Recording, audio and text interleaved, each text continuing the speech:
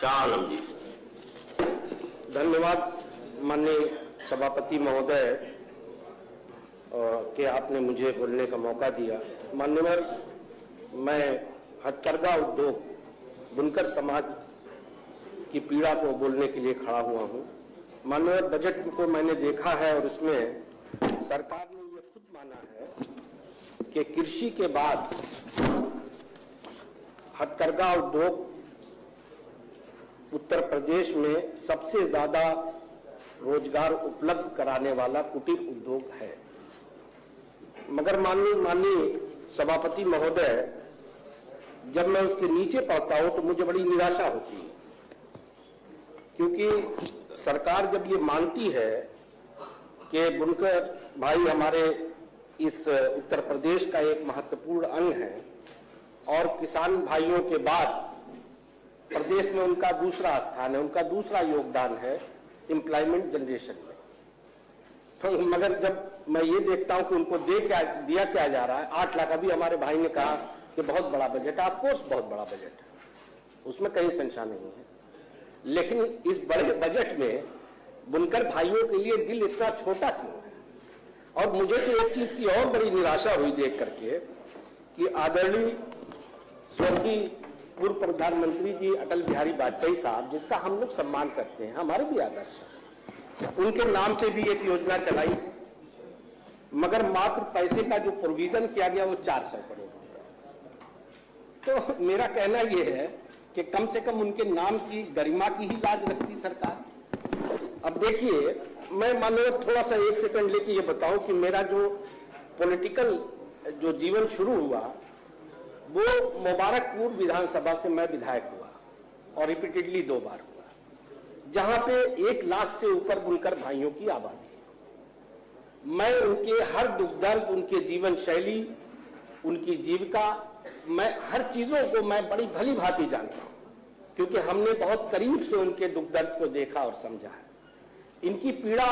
हमारे किसान भाइयों से किसी भी तरह से कम नहीं है। मैं सरकार को एक ठीक है, हम लोग विपक्ष में हैं, हम जो कहते हैं अक्सर ये कहा जाता है कि भाई ये तो विपक्ष में है इनका बात, लेकिन कभी कभी विपक्ष की बातों को भी सकारात्मक रूप में लेकर के उस पर विचार करना चाहिए, ऐसा मेरा सरकार से अनुरोध है। इसमें थोड़ा और पैसे का प्रोविजन बुनकर भाइयों के लिए करते। पहले उनको फ्लैट रेट पे, जब आदरणीय स्वर्गीय मुलायम सिंह यादव जी सीएम थे, तो उनके दुख दर्द को समझते हुए उन्होंने 70 रुपए में उनको फ्लैट रेट पे बिजली देते थे। अब वो खत्म कर दिया गया,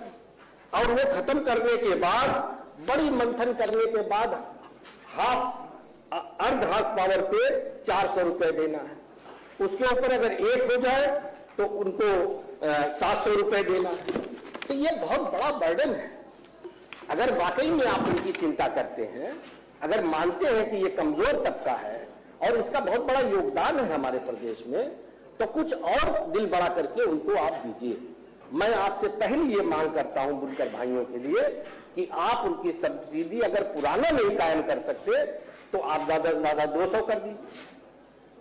माननीय, उसी क्रम में मैं आपके माध्यम से ये बताना चाहता हूं कि आजमगढ़ मंडल, जिस जिले से मैं बिलोंग करता हूं, ये बहुत बड़ा बुनकरों का बेल्ट है, क्योंकि उसके उसी मंडल में मऊ भी आता है, गाजीपुर भी आता है, बगल में हमारे देखिए मंत्री जी भी सहमत है मेरी बात से, दारा भाई हाथ सर हिला रहे हैं। अच्छा, गाजीपुर नहीं है वो, अंबेडकर नगर, हालांकि वो दूसरे उसमें आ जाता है, लेकिन पास से सटा हुआ है। तो मैं इसलिए ये बात कह रहा हूं मान्यवर कि मैं अभी इसमें प्रोविजन भी है, आदरणीय प्रधानमंत्री जी के नाम से एक कोई स्कीम चल रही है जिसमें टेक्सटाइल पार्क बनाने का प्रोविजन है, 300 करोड़ रुपए प्रोविजन भी किया गया। मैं आपसे मांग करता हूं, आपके माध्यम से सरकार से रिक्वेस्ट करता हूं कि ये पार्क आजमगढ़ मंडल में बना दिया जाए। और साथ ही साथ जो बनारस में एक केंद्र बनाया है सरकार ने, जहां पे धागे,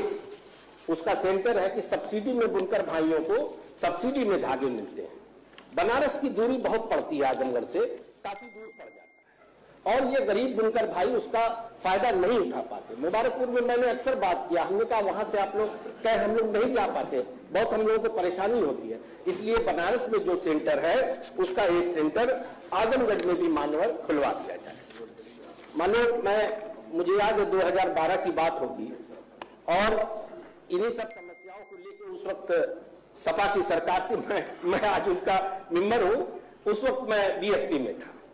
मैं बड़ा स्ट्रगल करता था और उस वक्त मैंने काफी उनसे रिक्वेस्ट भी किया, सदन में भी कई बार ये मैं विषय ले आया और मैंने निजी तौर पे भी ये मैं सौभाग्य ही कहूंगा कि उस वक्त जो ट्रांसपोर्ट मिनिस्टर थे आचार्य दुर्गा प्रसाद यादव जी, क्योंकि हम उनके वोटर की विधानसभा हमारी पड़ती थी, तो हमने कहा भाई ये काम हो जाए, एक वहां पे बस डिपो बनाए और कई करोड़ रुपए लगा के गजहरा में एक बस डिपो बना, लेकिन बड़ा अनफॉर्चुनेट है मान्यवर कि बनने को तो बन गया, पैसा भी लग गया, लेकिन वो आज तक प्रॉपरली ऑपरेट नहीं हो पाया। तो मैं कभी कभी सोचता हूं कि देखिए सरकारें तो आती जाती हैं, आज आप हैं, हो सकता है कल कोई और हो, पहले वो थे आज आप हैं, लेकिन हम सरकार जो भी सरकार में है उसकी ये जिम्मेदारी है कि पब्लिक मनी को वेस्ट ना होने दिया जाए, क्योंकि सरकार जो पैसा लगाती है अल्टीमेटली ये तो हमारे प्रदेश की जनता का ही पैसा है। अब वो पैसा लगने के बाद अगर ठीक से ऑपरेट नहीं हो पा रहा है तो ये बड़ा दुर्भाग्य है। इसलिए मैं बहुत विनम्रता से सरकार से ये अनुरोध करता हूं कि उसको ठीक से इफेक्टिवली मजबूती के साथ ऑपरेट कराया जाए और वाराणसी से लेकर गोरखपुर में, वाराणसी से गोरखपुर वाया मुबारकपुर जो रूट से जाती थी उन बसों को चालू करा दिया जाए। ये लाखों की आबादी को बहुत फायदा होगा। मैं आपसे ये अनुरोध करता हूं मान्यवर, जब आदरणीय अखिलेश यादव जी थे तो वहां पे एक बुनकर विपणन केंद्र भी बना था मान्यवर,